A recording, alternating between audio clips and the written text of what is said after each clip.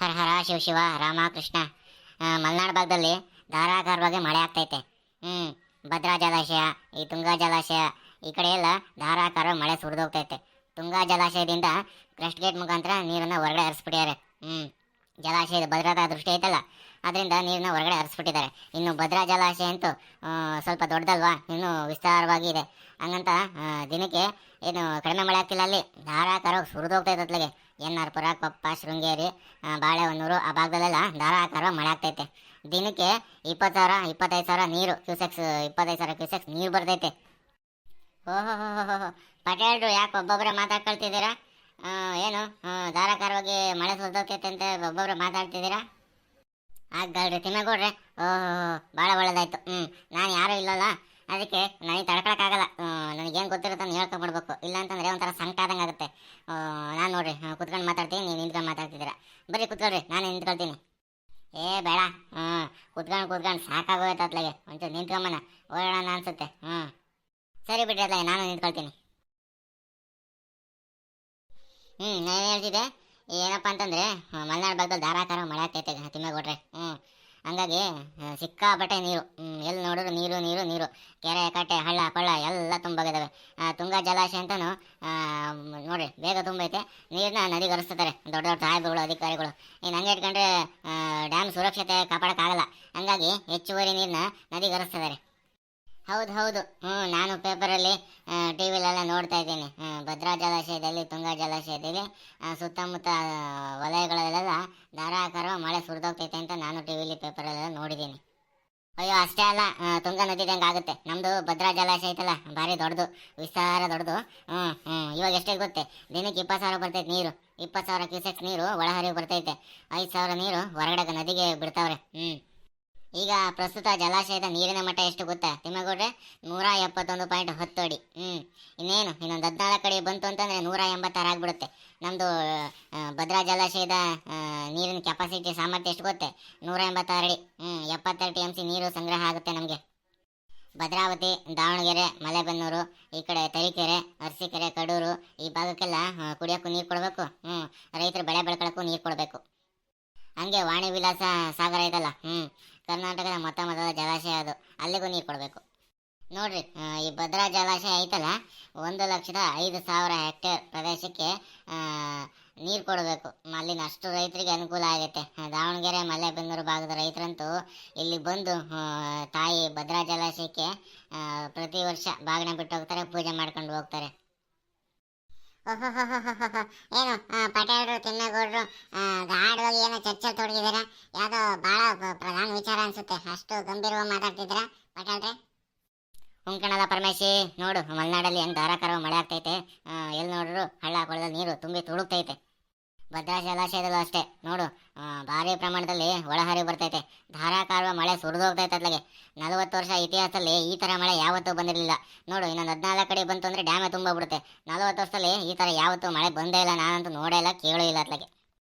ಕಣ್ರಿ ಪಟೇಲ್ರಿ, ನಾನು ಹಂಗೆ ನಮ್ಮ ಅಜ್ಜ ಹೇಳ್ತಿದ್ರು, ಯಾವತ್ತು ಈ ಪಾರ್ಟಿ ಮಳೆ ಆಗಿರಲಿಲ್ಲಪ್ಪ, ಈ ಸರಿ ಹಿಂಗಾಗ್ಬಿಡೈತೆ ಮಳೆ, ಜುಲೈಯಲ್ಲೇ ಡ್ಯಾಮ್ ತುಂಬೋಗ್ಬಿಡುತ್ತೆ ಅಂತ ಹೇಳ್ತಿದ್ದಾರೆ ಜನಗಳು. ಹಂಗಾಗಿನೇ ಮತ್ತೆ ಭದ್ರಾ ಜಲಾಶಯಕ್ಕೆ ಸಂಬಂಧಪಟ್ಟ ಅಧಿಕಾರಿಗಳೆಲ್ಲ ಮೀಟಿಂಗ್ ಮಾಡಿ ಭದ್ರಾ ಜಲಾಶಯಕ್ಕೆ ಸುಮಾರು 20,000 ರಿಂದ 25,000 ಕ್ಯೂಸೆಕ್ ನೀರು ಒಳಹರಿವು ಬರ್ತೈತೆ. ಜಲಾಶಯ ಯಾವ ಸಮಯದಲ್ಲಿ ಬೇಕಾದರೂ ತುಂಬುತ್ತೆ. ಹಾಗಾಗಿ ಈ ಭದ್ರಾ ನದಿ ತಟದಲ್ಲಿರುವಂಥ ತಗ್ಗು ಪ್ರದೇಶದಲ್ಲಿ ವಾಸ ಮಾಡ್ತಾರಲ್ಲ ಅವರು, ಮತ್ತು ಭದ್ರಾ ಎಡದಂಡೆ ಮತ್ತು ಬಲದಂಡೆ ತಗ್ಗು ಪ್ರದೇಶದಲ್ಲಿ ವಾಸ ಮಾಡ್ತಾರಲ್ಲ ಅವರೆಲ್ಲ ನೀವು ಸುರಕ್ಷಿತ ಪ್ರದೇಶಗಳಿಗೆ ಹೋಗ್ರಿ ಅಂತ ಹೇಳ್ಬಿಟ್ಟು ಅಧಿಸೂಚನೆ ಕೊಟ್ಟವ್ರೆ. ಆಮೇಲೆ ಗ್ರಾಮ ಪಂಚಾಯತಿ ಮಾಡ್ತಾರೆ, ಸುತ್ತಮುತ್ತ ಹಳ್ಳಿ ಬರ್ತಾವಲ್ಲ ಎಲ್ಲ ಕಡೆ ಪ್ರಕಟಣೆ ಹೊರಡಿಸೋರೆ. ಜೀಪಿಗೆ ಹಾರನ್ನು ಹಾಕೊಂಡು ಎಲ್ಲ ತಗ್ಗು ಪ್ರದೇಶದಿಂದ ಸುರಕ್ಷಿತ ಪ್ರದೇಶಗಳಿಗೆ ಹೋಗಿ ಯಾವ ಟೈಮಲ್ಲಿ ಬೇಕಾದರೂ ನೀರನ್ನ ಭದ್ರಾ ಜಲಾಶಯದಿಂದ ನದಿಗೆ ಹರಿಸಲಾಗುತ್ತೆ ಅಂತ ಹೇಳ್ಬಿಟ್ಟು ಅಧಿಕಾರಿಗಳು ಸೂಚನೆ ಕೊಟ್ಟಾರೆ. ಡಂಗುರ ಓಡಿಸ್ತಾರೆ. ಜನಗಳು ಇನ್ನೇನು ಮಾಡ್ತಾರೆ, ಅವರು ಪಾಪ ತಗ್ಗು ಪ್ರದೇಶದಿಂದ ಸುರಕ್ಷಿತ ಪ್ರದೇಶಗಳಿಗೆ ತೆರಳ್ತಾವ್ರೆ. ಅವರ ಜೀವ ಉಳಿಸ್ಕೊಳ್ಳೋದು ಅವರಿಗೆ ಸಂಬಂಧಪಟ್ಟಿದಲ್ವೇ. ಆದರೂ ಕೂಡ ಅಧಿಸೂಚನೆ ಹೊರಡಿಸೋದು ಸರ್ಕಾರ, ಅಧಿಕಾರಿಗಳು ಮಾಡ್ತಾರೆ. ಯಾಕೆ ಹೇಳು, ಜನಗಳ ಸುರಕ್ಷತಾ ದೃಷ್ಟಿಯಿಂದ ಅವನ್ನೆಲ್ಲ ಮಾಡಬೇಕು. ನಿಜ ಕಣ್ರಿ, ನಿಜ ತಿಮ್ಮೇಗೌಡ್ರೆ, ನೀವು ಹೇಳ್ತಿರೋದು 100ಕ್ಕೆ 100 ಸತ್ಯ. ಭದ್ರಾ ಜಲಾಶಯ ತುಂಬಿದ್ರೆ ನೋಡ್ರಿ ಎಷ್ಟು ದಾವಣಗೆರೆ, ಮಲೆಬೆನ್ನೂರು, ಭದ್ರಾವತಿ, ಶಿವಮೊಗ್ಗ, ಈ ಕಡೆ ಚಿಕ್ಕಮಗಳೂರು, ತರೀಕೆರೆ, ಕಡೂರು, ಅರಸೀಕೆರೆ, ಹಿರಿಯೂರು, ಚಿತ್ರದುರ್ಗ ಈ ಭಾಗದ ಜನಗಳೆಲ್ಲ ಭಾಳ ಅನುಕೂಲ ಆಗುತ್ತೆ ನಮ್ಮ ಭದ್ರಾ ಜಲಾಶಯದಿಂದ. ನೀರು ಅಲ್ಲಿ ತನಕ ಆ ಜನಗಳ ತನಕನೂ ಮುಟ್ಟುತ್ತೆ. ಈ ಭದ್ರಾ ಜಲಾಶಯ ಅಂದರೆ ಸುಮ್ಮನೆ ಅಲ್ಲ, ನೂರಾರು, ಸಾವಿರಾರು, ಲಕ್ಷಾಂತರ ಜನಕ್ಕೆ ನೀರು ಕೊಡುತ್ತೆ. ಅಷ್ಟೇ ಅಲ್ಲ, ಮೀನುಗಾರಿಕೆ ಮಾಡೋಕ್ಕೂ ನೀರು ಕೊಡುತ್ತೆ, ಆಮೇಲೆ ಕರೆಂಟ್ ಉತ್ಪಾದನೆ ಮಾಡೋಕ್ಕೂ ನೀರು ಕೊಡುತ್ತೆ, ರೈತರು ಬೆಳೆ ಬೆಳ್ಕೊಳ್ಳೋಕ್ಕೂ ನೀರು ಕೊಡುತ್ತೆ, ಆಮೇಲೆ ಮನೋರಂಜನಾ ದೃಷ್ಟಿ ಆ ದೃಷ್ಟಿಯಿಂದಲೂ ಅನುಕೂಲ ಆಗಿದೆ. ಬೋಟಿಂಗ್ ಎಲ್ಲ ಐತೆ. ನೋಡಿ, ಭದ್ರಾ ಜಲಾಶಯದ ಪಕ್ಕದಲ್ಲೇ ಅರಣ್ಯ ಇಲಾಖೆನೂ ಐತೆ. ದಟ್ಟವಾದ ಅರಣ್ಯ, ಭದ್ರಾ ಅಭಯಾರಣ್ಯ ಅಂತಲೇ ಹೆಸರುವಾಸಿಯಾಗಿದೆ ನಮ್ಮದು ಭದ್ರಾ ಅಭಯಾರಣ್ಯ. ಅಷ್ಟೇ ಅಲ್ಲ, ಭದ್ರಾ ಹುಲಿ ಸಂರಕ್ಷಿತ ಪ್ರದೇಶ ಅಂತಲೂ ನಮ್ಮದು ಝೋನು ಹೆಸರುವಾಸಿಯಾಗಿದೆ. ಹೌದು ಕಣ್ರಿ ಪಟೇಲ್ರೆ. ನಾವು ಅಷ್ಟೇ ಒಂದ್ಸರಿ ಭದ್ರಾ ಜಲಾಶಯದ ನೀರಲ್ಲಿ ಅರಣ್ಯ ಇಲಾಖೆದು ಬೋಟ್ ಇದಾವಲ್ಲ, ಅದ್ರಾಗ ಹೋಗಿದ್ವಿ ನಾವು. 350 ರೂಪಾಯಿ ದುಡ್ಡು ಇಸ್ಕೊಂಡು ರಸೀದ್ ಕೊಟ್ರು, ಅತ್ಲಾಗೆ ರಸೀದಿ ಕೊಟ್ಟರು. ಹೋಗಿ 1 ಗಂಟೆ ಸೆಂಟ್ರ್ ಗುಡ್ಡ ಎತ್ತತ್ಲ ಕರ್ಕೊಂಡು ಹೋಗತ್ತ ನೀರು, ಅಲ್ಲೆಲ್ಲ ಹೋಗಿ ಬಂದ್ವಿ ಅತ್ಲಾಗೆ ನಾವು. ಮನಸ್ಸಿಗೆ ಆಹ್ಲಾದಕರ ಆಯಿತು, ಖುಷಿ ಆಯಿತು. ಏನಪ್ಪ ಇದು ಭದ್ರಾ ಜಲಾಶಯ ಇಷ್ಟು ದೊಡ್ಡ ವಿಶಾಲವಾಗೈತೆ ಅಂತ ಹೇಳ್ಬಿಟ್ಟು ನಮ್ಗೆ ಆಶ್ಚರ್ಯ ಆಯಿತು. ನದಿ ದಂಡೆಯಲ್ಲಿ ಜಿಂಕೆಗಳು, ಆನೆಗಳು, ಮೊಸಳೆಗಳು ಎಲ್ಲ ಇದ್ವು. ಆನೆಗಳಂತೂ ಸೊಂಡ್ಲ ಮುಖಾಂತರ ನೀರು ತಗೊಂಬೋದು, ಮೈನಾಗ ಸುರ್ಕೊಳ್ಳೋದು, ನೀರು ತಗೊಳ್ಳೋದು, ಮೈನಾಗ ಸುರ್ಕೊಳ್ಳೋದು, ಅವೆಲ್ಲ ಮಾಡಿದ್ವು. ಆಮೇಲೆ ಭದ್ರಾ ಜಲಾಶಯದ ಹಿನ್ನೀರಿಗೆ ಪಕ್ಷಿಗಳು ಬರ್ತವೆ, ರಿವರ್ಟನ್ ಹಕ್ಕಿಗಳು ಅಂತ, ವಿದೇಶದಿಂದ ವಲಸೆ ಬರ್ತಾವೆ. ಹಿಮಾಲಯ ಐತಲ್ಲ, ಅಲ್ಲಿಂದ ವಲಸೆ ಬರ್ತವೆ. ಪ್ರತಿ ಮಳೆಗಾಲದ ಆರಂಭದಲ್ಲಿ ಬರ್ತವೆ, ಮೊಟ್ಟೆ ಇಟ್ಟು ಮರಿ ಮಾಡ್ಕೊಂಡು ಅವನು ತಮ್ಮ ಜೊತೆ ಕರ್ಕೊಂಡು ಹೋಗ್ತವೆ. ರಿವರ್ಟನ್ ಹಕ್ಕಿ ದ್ವೀಪ ಅಂತಾನೆ ಅದು ಹೆಸರುವಾಸಿಯಾಗಿದೆ. ನೀವು ನೋಡಿರ್ಬೋದು, ತುಂಬ ಜನಪ್ರಿಯತೆ. ಅದು ನೋಡೋಕೆ ಅಂತಾನೆ ನಮ್ಮ ಭದ್ರಾ ಜಲಾಶಯಕ್ಕೆ ಪ್ರವಾಸಿಗರ ದಂಡು ಬರುತ್ತೆ. ಗೊತ್ತು ಕಣ್ಲಾ, ಗೊತ್ತು ಪರಮೇಶಿ, ಇವೆಲ್ಲ ನನಗೆ ಗೊತ್ತು. ನೀನು ಆಡೋ ಹುಡುಗ, ಆವಾಗಲೇ ನಾನು ಇದ್ರ ಬಗ್ಗೆ ಎಲ್ಲ ಅರ್ಧ ಕುಡಿದ್ಬಿಟ್ಟಿದ್ದೀನಿ, ನೀನು ಇವಾಗ ತಿಳ್ಕೊಂತಿದ್ದೀಯ ಅಷ್ಟೇ. ಅದು ಪರಮೇಶಿಗೆ ಏನು ಗೊತ್ತಾಗಬೇಕು ಪಟೇಲ್ರೆ, ಪರಮೇಶಿಗೆ ಏನು ಗೊತ್ತಾಗಬೇಕು ಹೇಳ್ರಿ ಅತ್ಲಾಗೆ. ಅಗಳಲ್ಲ ಸುರೇಶ್, ಅದ್ಯಾಕಂಗೆ ಓಡ್ ಬಂದು ಬುಸ್ ಕುರಿತಿದ್ಯೋ? ಏನಂತ ವಿಚಾರ ತಂದಿರ ನೀನು? ಯಾಕಂಗೆ ಓಡ್ ಬಂದೆ? ಅದ್ಯಾಕಂಗೆ ಬುಸ್ ಕುರಿತೀಯ? ಕುತ್ಕ ನಿಮಿಷ, ನೀರು ಗೀರನ್ನು ಕುಡಿಯೋಕೆ ಹೋಗ್ಬೇಡ. ಅಯ್ಯೋ, ಅಂಥವು ಏನು ಬುಸ್ ಕುರಿತಿಲ್ಲ ತಿಮ್ಮೇಗೌಡ್ರೆ, ಪಟೇಲ್ರೆ, ಪರಮೇಶಣ್ಣ, ಎಲ್ಲರೂ ಒಟ್ಟುಬಿಟ್ಟಿರೋದು ಭಾಳ ಒಳ್ಳೇದೇ ಆಯಿತು ಅತ್ಲಾಗೆ. ಭದ್ರಾ ಜಲಾಶಯಕ್ಕೆ 25-30 ಸಾವಿರ ಕ್ಯೂಸೆಕ್ಸ್ ನೀರು ಬರ್ತೈತಂತೆ. ನೋಡ್ರಿ, ಸ್ಟಿಲ್ವೇ ಗೇಟ್ ಮೂಲಕ ನೀರನ್ನ ಹೊರಕ್ಕೆ ಬಿಡ್ತಾರಂತೆ, ನದಿಗರಿಸ್ತಾರಂತೆ. ಹಂಗಾಗಿ ಸ್ವಲ್ಪ ಜನಕ್ಕೆಲ್ಲ ನೀವು ಡಂಗರು ಓಡಿಸ್ಬೇಕಂತೆ ಸಾಹೇಬ್ರು ಹೇಳಿದ್ರು. ಊರಿನ ಮುಖಂಡರಿಗೆಲ್ಲ ತಿಳಿಸ್ಬೇಕು.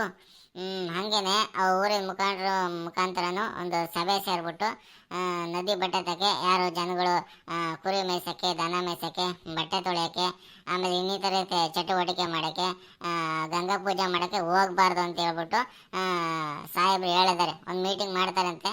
ಪಟೇಲ್ರೆ, ತಿಮ್ಮೇಗೌಡ್ರೆ, ನೀವೆಲ್ಲ ಊರಲ್ಲಿ ಇರ್ಬೇಕಂತೆ ನೋಡ್ರಿ. ಅವರಾಲೆ ಅಧಿಸೂಚನೆ ಹೊರಡಿಸ್ಬಿಟ್ಟು ನೀವು ವಾರ್ತಾ ಇಲಾಖೆ ಐತಲ್ಲ, ಅದು ಕೊಟ್ಬಿಟ್ಟದಾರಂತೆ.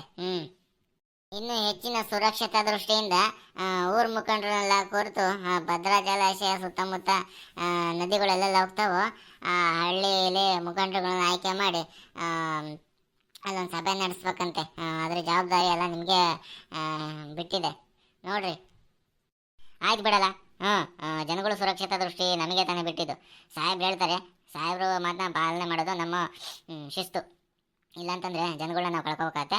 ಆಯಿತು, ಸಾಹೇಬ್ರ ಸಮ್ಮುಖದಲ್ಲೇ ಮೀಟಿಂಗ್ ಮಾಡೋಣ, ಅತ್ಲಾಗೆ ಸಭೆ ಸೇರೋಣ, ಪಂಚಾಯತಿ ಕರೆಸಿ ಯಾರು ನದಿ ತವ ಹೋಗ್ಬೇಡ್ರಿ ಅಂತ ಹೇಳ್ಬಿಟ್ಟು ಜನಗಳಿಗೆಲ್ಲ ಹೇಳೋಣ, ಡಂಗೂರನ್ನ ಓಡಿಸೋಣ. ಸರಿ ಕಣಪ್ಪ.